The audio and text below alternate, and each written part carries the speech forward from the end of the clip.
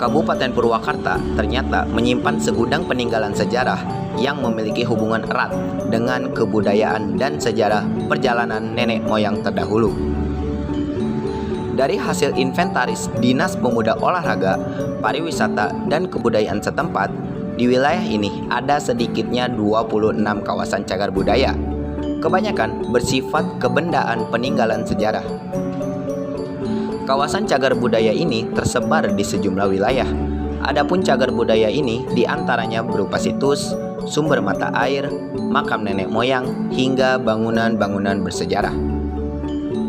Keberadaan kawasan cagar budaya ini perlu dilestarikan keberadaannya, karena lokasi ini memiliki nilai penting bagi sejarah, baik untuk ilmu pengetahuan, pendidikan, ataupun sejarah kebudayaan.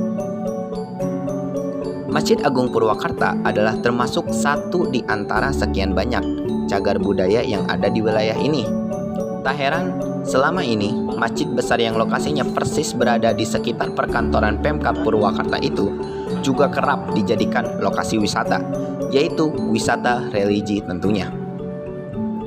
Apalagi di masjid yang selama ini jadi ikon kabupaten tersebut juga terdapat makam sang tokoh penyebar agama Islam, yakni Baing Yusuf atau ulama besar yang memiliki nama asli R.H. Moch Yusuf tersebut. Tak heran jika selama ini hampir setiap hari banyak peziarah yang mendatangi makam Baing Yusuf. Mereka datang dari dalam dan luar kota. Menurut cerita, R.H. Moch Yusuf atau lebih dikenal dengan Baing Yusuf merupakan salah satu seorang tokoh ulama penyebar agama Islam di era 1800-an. Kini, Baing Yusuf sudah wafat, akan tetapi peninggalannya tetap abadi dan selalu dikenang oleh kaum muslimin. Masjid Agung Purwakarta sendiri merupakan salah satu peninggalan bersejarah Baing Yusuf. Bahkan, saking kuatnya ikatan antara sang ulama dengan masjid tersebut, sampai tempat peristirahatannya pun tak jauh dari masjid tersebut.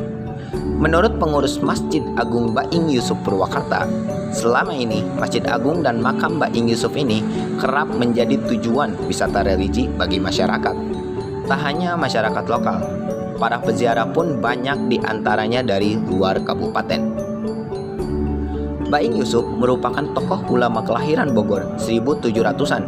Ia datang ke Purwakarta sekitar 1820. Saat itu, pusat pemerintahan Karawang berada di wilayah Wanayasa. Konon kabarnya, Baing Yusuf ini merupakan masih keturunan raja di kerajaan Pajajaran. Pada 1826, Baing Yusuf mulai membangun masjid.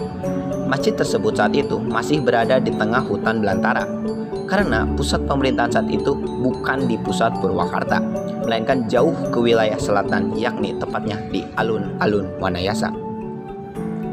Kemudian, masjid besar yang dibangun Baing Yusuf ini pada masanya dijadikan tempat syiar Islam di wilayah Purwakarta.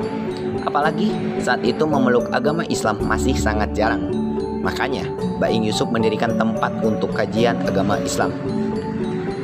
Namun, meskipun fasih berbahasa Arab berdasarkan sejarah, saat itu Baing Yusuf mensyiarkan Islam dengan berbahasa Sunda. Apalagi saat itu masyarakat Purwakarta belum mengenal dan memahami bahasa Latin, bahasa Arab, maupun bahasa Jawa kuno.